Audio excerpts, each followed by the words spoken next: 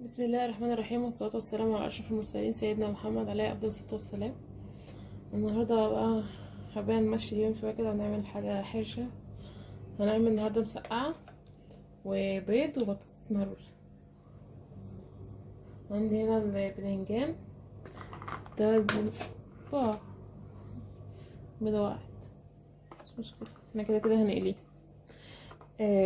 عندنا الباذنجان 3 باذنجانات اهو، فلفل حراق فلفل اخضر بارد، ماشي، والبطاطس عشان نعمل بطاطس مهروسه، ومعايا الطماطم والثوم. هنا انا لسه ما جهزتش اي حاجه، بس يعني حبيت تكونوا معايا من الاول. الاول انا هقشرهم وارجع لكم تاني، بس عايزه قبل ما افصل الكاميرا بس ارد على الاخت او الاخ يعني اللي كاتب لي انتي من يوم ما اتجوزتي وانتي ما بترديش على حد، والناس بتكتب لك حاجات كلام حلو يعني، وان انا ما بردش عليه وكده.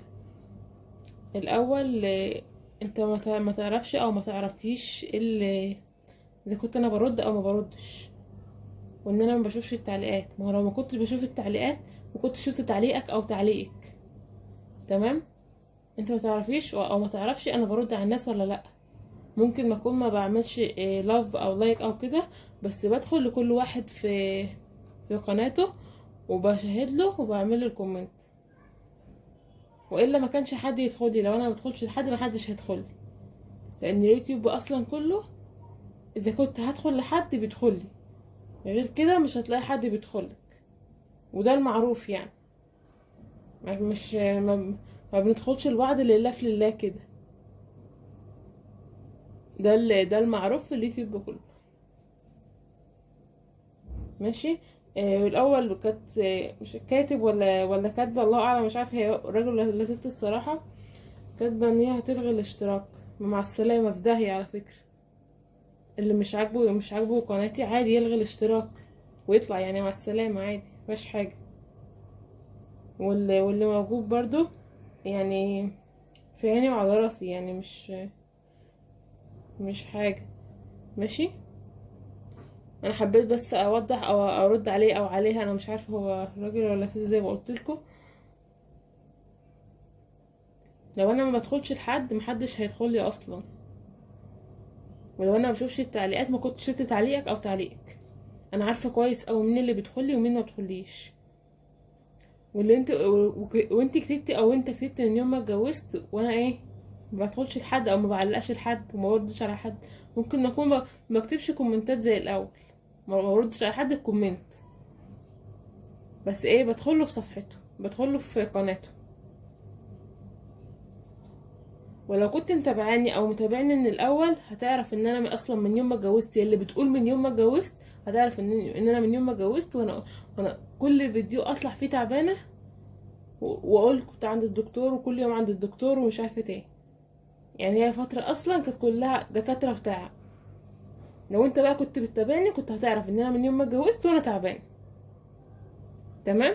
انا بس حبيت ارد على الكومنت ده عشان عيب قوي كده يعني.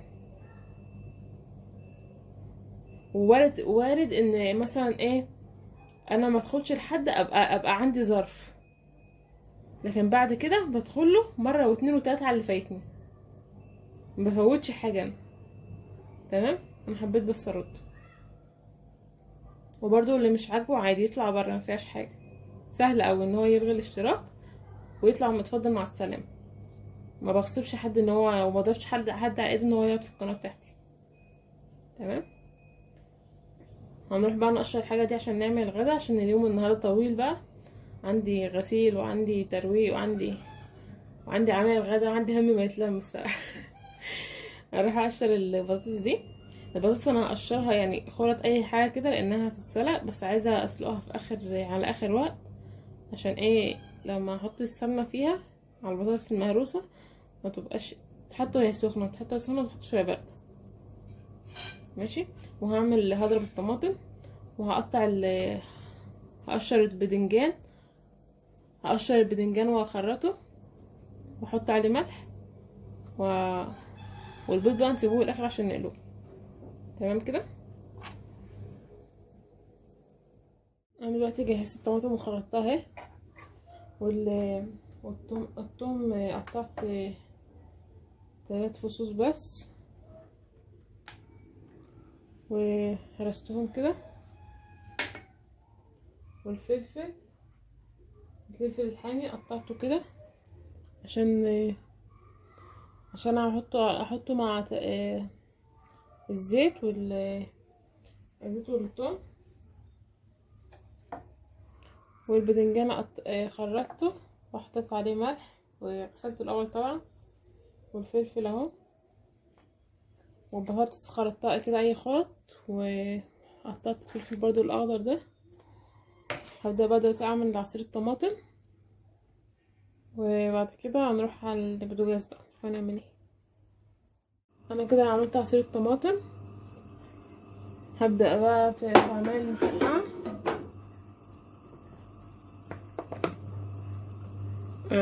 انا جبت صينية، هبدأ احط فيها زيت بس مش كتير.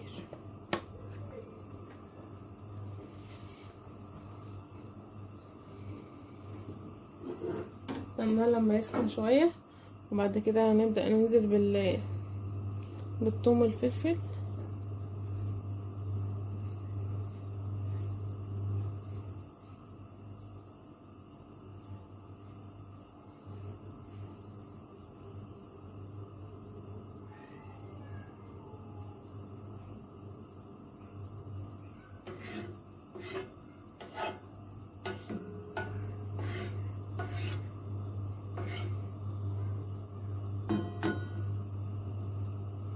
بعد ما هنزل بالطماطم هنا بقى هبدأ اولع عليه عشان يقدح، عشان احط الباذنجان والفلفل اللي اتقلوا.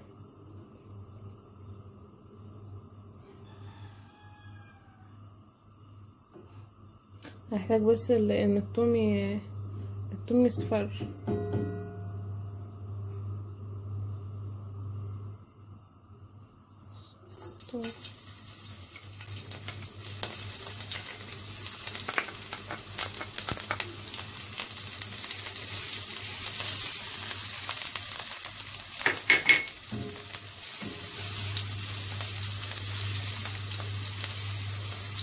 ريحة الثوم مع الفلفل بقى رهيبة.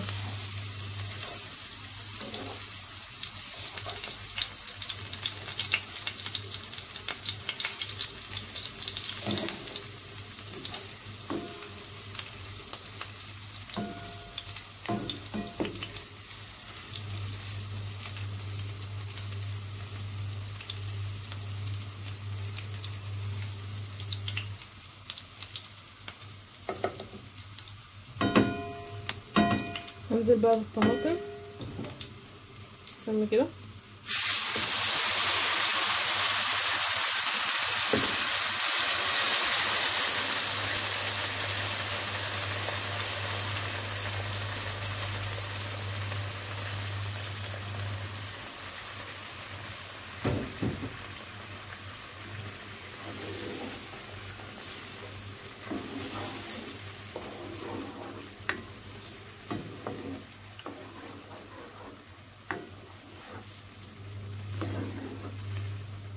سيبها تتسبك بقى، ولما تدخل في السخونية شوية هحط لها معلقة نص معلقة سكر.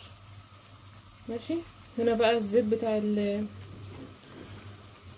الباذنجان هنولع عليها شوية.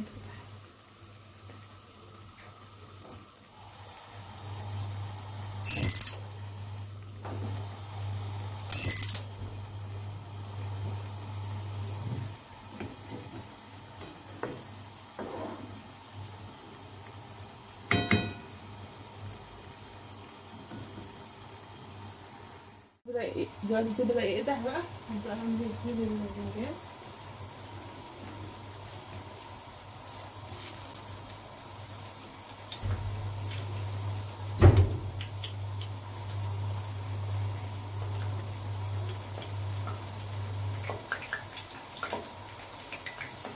الملح اللي انا حطيته ده هنشوف عليه بعد ما قشرته، لقيت ان هو مبيخليش الباذنجان يشرب زيت كتير.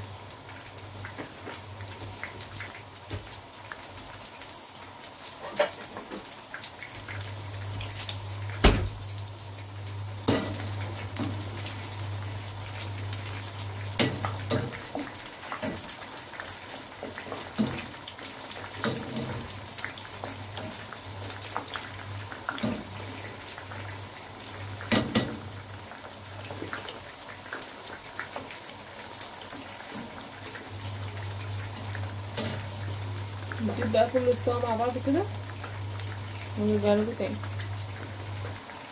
دلوقتي الطماطم اتسبكت وحطيت عليها ميه عشان تاخد غلوه، واخدت غلوه، وحطيت التوابل بقى ملح وشطه وكمون، وكترت من الكمون شويه، والبدنجان خلاص اتقلى. هنزل بقى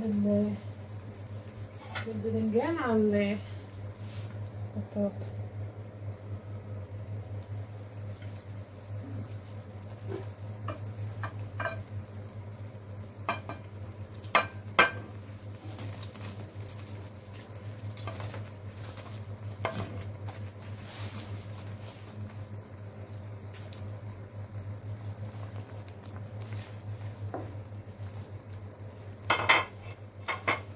راحة كده عشان ما يتهريش.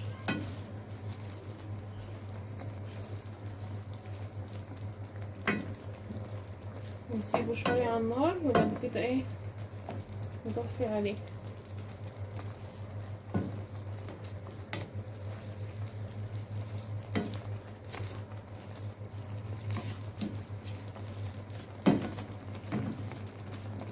نسقع بقى كل ما بتبرد كل ما طعمها بيحلو اكتر. ده خلاص الطماطم وصلت للبدنجان والفلفل كله. سيبها على النار شوية واطفي عليها.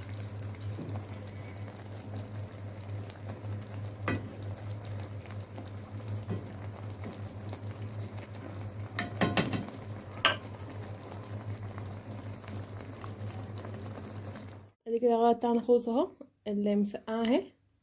واللي دي بقى فطيرة البيض بالموتزاريلا. جبت بيض، وانا ما لحقتش اصور معاكم معلش، بس هقول لكم كده على السريع انا عملت ايه.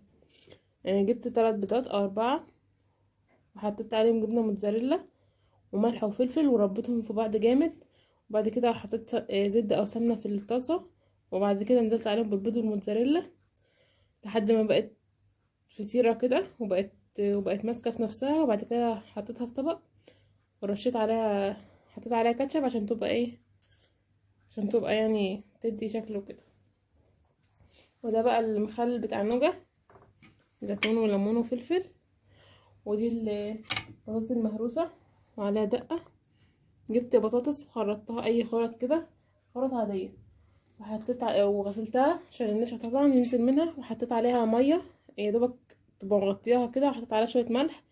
بعد كده سبتها لحد ما استوت. بعد كده طلعتها، حطيت عليها حتة سمنة وشوية دقة وقلبتها. بس كده.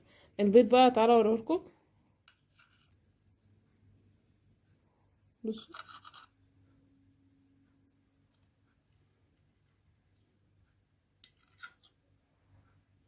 شايفين الجبنة عامله له شكل حلو قوي.